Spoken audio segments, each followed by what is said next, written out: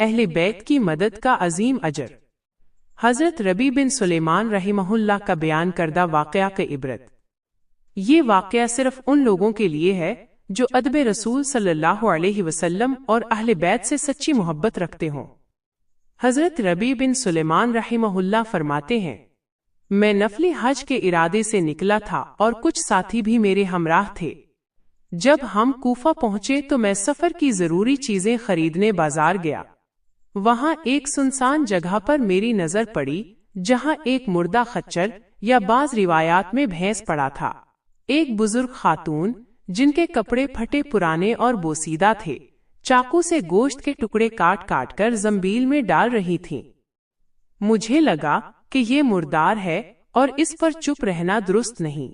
میں خاموشی سے ان کے پیچھے چل پڑا تاکہ وہ مجھے محسوس نہ کریں۔ وہ ایک بڑے سے مکان میں داخل ہوئیں جس کا دروازہ کافی اونچا تھا۔ انہوں نے دستک دی تو اندر سے پوچھا گیا، کون؟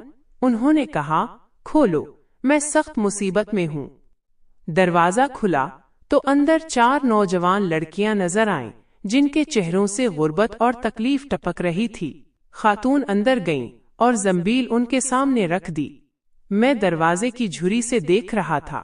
گھر اندر سے خالی اور ویران تھا۔ خاتون رونے لگیں اور بولیں، اسے پکا لو اور اللہ کا شکر بجا لاؤ۔ لڑکیاں گوشت کاٹ کر بھوننے لگیں۔ مجھے شدید کرب ہوا۔ میں نے باہر سے آواز دی، اے اللہ والی، اللہ کی قسم یہ مت کھاؤ۔ انہوں نے پوچھا، تم کون ہو؟ میں نے کہا، ایک مسافر ہوں۔ انہوں نے جواب دیا، تمہیں ہم سے کیا غرض؟ 3 برس سے نہ کوئی سہارا نہ کوئی مددگار، تم کیا چاہتے ہو؟ میں نے کہا، مردار کھانا مجوسیوں کے ایک گروہ کے علاوہ کسی دین میں حلال نہیں۔ وہ بولے، ہم خاندان رسالت سے ہیں، سید ہیں۔ ان لڑکیوں کے والد بڑے نیک اور شریف انسان تھے۔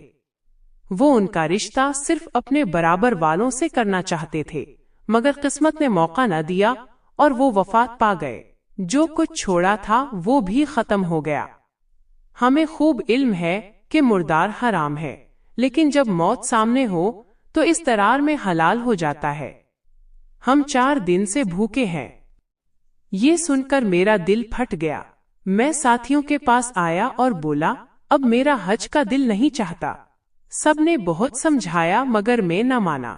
اپنے تمام کپڑے، احرام، سفر کا سامان اور جو 600 درہم نقد تھے سب لے کر گیا۔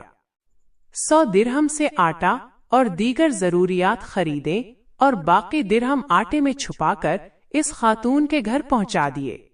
انہوں نے دعائیں دیں، اے ابن سلیمان، اللہ تیرے سب گناہ معاف کرے، تجھے حج مقبول کا ثواب دے، جنت الفردوس میں مقام عطا کرے اور ایسا اجر دے جو دنیا میں بھی تجھ پر ظاہر ہو جائے۔ قافلہ کے حج روانہ ہو گیا۔ میں کوفہ میں ہی رک گیا تاکہ واپس آنے والوں سے اپنے لیے دعا مانگوا سکوں۔ جب حاجیوں کا ایک قافلہ گزرا تو مجھے اپنے حج چھوٹ جانے کا بہت رنج ہوا اور آنکھیں بھر آئیں۔ میں نے ان سے کہا، اللہ تمہارا حج قبول کرے اور تمہارے خرچ کا بہترین بدلہ دے۔ ایک صاحب نے پوچھا، یہ کیسی دعا ہے؟ میں نے کہا، اس شخص کی جو صرف دروازے تک پہنچ کر رہ گیا۔ وہ حیران ہوئے اور بولے، عجیب بات ہے، تم تو ہمارے ساتھ عرفہ میں کھڑے تھے، رمی کی، طواف کیے، اب انکار کیوں؟ میں دل ہی دل میں مسکرایا کہ یہ اللہ کا کرم ہے۔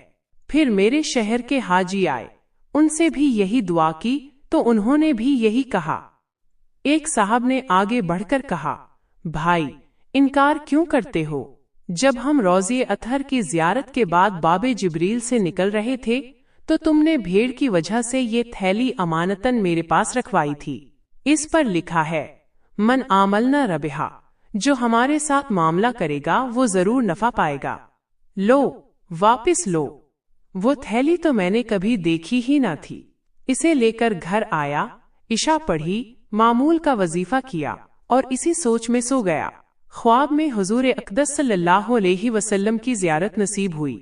آپ صلی اللہ علیہ وسلم مسکرا کر ارشاد فرما رہے تھے، اے ربی، ہم کتنے گواہ پیش کریں کہ تو نے حج کر لیا، تو مانتا ہی نہیں۔ اصل بات یہ ہے کہ جب تو نے میری اولاد میں سے اس خاتون کی مدد کی اور اپنا حج ملتوی کر دیا تو اللہ نے اس کا بہترین عوض تجھے عطا کیا۔